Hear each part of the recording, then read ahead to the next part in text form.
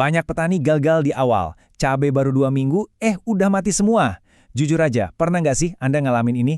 Anda udah susah payah nyemai benih, telaten banget, dipindah ke lahan dengan penuh harapan, tapi tiba-tiba masuk minggu kedua, layu semua, dan habis tak tersisa. Bikin frustrasi banget kan? Saya tahu persis rasanya. Dan percaya deh, Anda sama sekali nggak sendirian ngadepin mimpi buruk ini. Nah, selamat datang di penjelasan visual kita kali ini. Hari ini, kita bakal bertindak selayaknya detektif agronomi. Kita akan bongkar habis-habisan misteri besar ini. Kenapa sih tanaman cabai umur 2 minggu itu rentan banget mati mendadak? Dan yang paling krusial, gimana cara kita menghentikan siklus kegagalan ini selamanya? Kita bakal bedah fakta-faktanya langsung dari literatur agronomi dan praktek nyata di lapangan. Oke, langsung aja kita mulai ya. Ini peta jalan kita hari ini. Pertama soal tragedi 2 minggu, lalu 6 pembunuh tanaman, terus kesalahan fatal pemula, dilanjut dengan 6 solusi anti gagal, dan kita tutup dengan kunci suksesnya. Bagian pertama, tragedi 2 minggu. Coba Anda ingat-ingat lagi, fase 7-14 hari setelah tanam itu, wah ibaratnya ini masa paling kritis buat cabai. Kenali deh gejalanya, karena semuanya itu terjadi cepat banget. Tanaman yang awalnya kelihatan segar bugar, tiba-tiba layu mendadak. Kalau Anda cek ke bagian bawahnya, batangnya itu mengecil, lalu membusuk, roboh, dan mati satu persatu. Bedengan yang tadinya hijau sehat, mendadak jadi ladang kuburan cabai. Nyesek banget kan? Terus, apa sih pembunuh aslinya? Masuk ke bagian kedua, 6 pembunuh tanaman. Sekarang kita mulai investigasinya. Nah, yang paling menarik di sini adalah sang pembunuh nomor 1, rebah semai, atau istilah agronominya damping off. Asal tahu aja, kematian mendadak ini bukan karena hal mistis loh. Pelakunya adalah komplotan jamur tanah pembunuh. Ada Pythium, Rhizoctonia, dan Fusarium. Merekalah si pembunuh bayaran yang spesifik menyerang pangkal batang yang masih lunak. Batangnya dibikin menyusut, membusuk, dan akhirnya pasukan nutrisi tanaman putus total. Tapi, jamur-jamur tadi nggak kerja sendirian. Ada 5 ancaman lain yang diam-diam mengintai sistem rapuh tanaman muda Anda. Pertama, kebanyakan air. Ini bikin akar terendam dan busuk. Kedua, media tanam jelek yang nggak ada drainasenya, jadi akar nggak bisa napas. Ketiga, stres lingkungan, entah itu panas terik banget atau hujan kelewat deras yang bikin tanaman shock.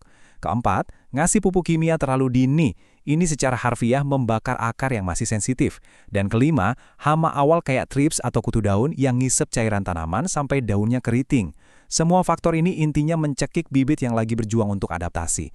Bagian ketiga, kesalahan fatal pemula. Seringkali, niat hati sih pengennya merawat maksimal, tapi karena salah kaprah, hasilnya malah fatal. Coba cek, Anda pernah ngelakuin ini nggak? Nanam langsung tanpa sterilisasi tanah dulu, nyiram gila-gilaan setiap hari, ngasih pupuk sebanyak-banyaknya biar cepat gede, mindahin bibit pas usianya masih terlalu muda, dan ngebiarin mereka kepanasan tanpa naungan pelindung. Harus saya tegaskan ya, kalau kombinasi kesalahan ini yang Anda lakukan, itu hampir 100% menjamin gagal panen. Sayang banget kan modalnya? Coba perhatikan baik-baik perbandingan yang satu ini. Di sisi kiri, insting pemula tuh biasanya mikir, wah siram tiap hari ya sampai becek biar nggak layu kehausan. Padahal, faktanya, lihat sisi kanan. Aturan agronomi yang benar itu cukup siram 1 kali sehari atau pantau aja supaya tanahnya tetap lembab. Catat aturan emas ini baik-baik ya. Lembab, bukan basah.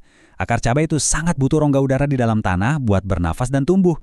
Jadi, masuk ke bagian keempat, 6 solusi anti gagal. Yuk, kita obati masalahnya selangkah demi selangkah. Kita mulai dari pondasi utamanya. Langkah pertama yang super efektif sebelum Anda mulai nanam, sterilisasi tanah itu wajib hukumnya. Caranya gampang kok. Jemur aja tanah Anda di bawah terik matahari sekitar 1 atau 2 hari penuh. Habis itu, campur pakai sekam bakar dan kompos yang udah benar-benar matang.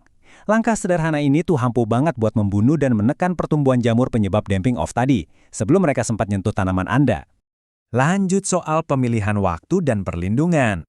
Ingat pesan ini, jangan pernah mindahin bibit saat usianya terlalu muda. Pastikan Anda pilih bibit yang udah benar-benar kuat, idealnya umur 3-4 minggu, dan minimal udah punya 4-6 daun sejati. Terus, begitu selesai dipindah tanam, langsung pasang naungan, entah itu paranet atau plastik tipis. Ini krusial banget buat masa transisi, ngelindungin bibit dari pukulan air hujan langsung dan sengatan sinar UV yang kejam. Nah, urusan nutrisi, tolong banget tahan dulu ambisinya. Tunda pemberian pupuk kimia selama 1-2 minggu pertama. Kesabaran Anda di sini bakal nyelamatin akar-akar muda dari luka bakar kimia yang mematikan. Nanti kalau udah waktunya, mulailah dengan dosis yang super ringan. Dan sebagai jurus pamungkas pencegahan ekstra, kasih agen hayati kayak jamur bakteri Trichoderma atau bakteri PGPR. Mereka ini ibarat tentara mikroskopis yang bakal jagain area perakaran Anda dari serangan jamur jahat. Dan akhirnya sampai di bagian kelima, kunci sukses.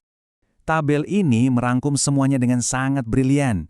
Coba lihat, semua masalah inti itu langsung terpetakan ke solusi pastinya. Kalau musuh Anda akar busuk, senjata utamanya adalah kontrol air yang ketat. Musuhnya jamur mematikan, berarti solusinya ada di persiapan media tanam yang sehat dan steril. Terus kalau masalahnya stres lingkungan, solusinya adalah ngebantu adaptasi tanaman pakai naungan dan pakai bibit yang cukup umur. Semuanya terhubung, logis banget kan? Menguasai 2 minggu pertama ini tuh literally penentu mutlak. Disinilah garis batas antara gagal di awal atau panen yang melimpah ruah nantinya. Jangan biarkan keringat Anda menyemai benih terbuang sia-sia cuma karena kesalahan dasar. Jadi, saya tinggalkan Anda dengan satu pertanyaan penting. Maukah Anda memperbaiki fase awal penanaman hari ini demi menjamin keberhasilan panen di masa depan? Bekali diri Anda dengan ilmu ini, terapkan dengan disiplin, dan buktikan sendiri perbedaannya. Sampai jumpa di penjelasan kita berikutnya.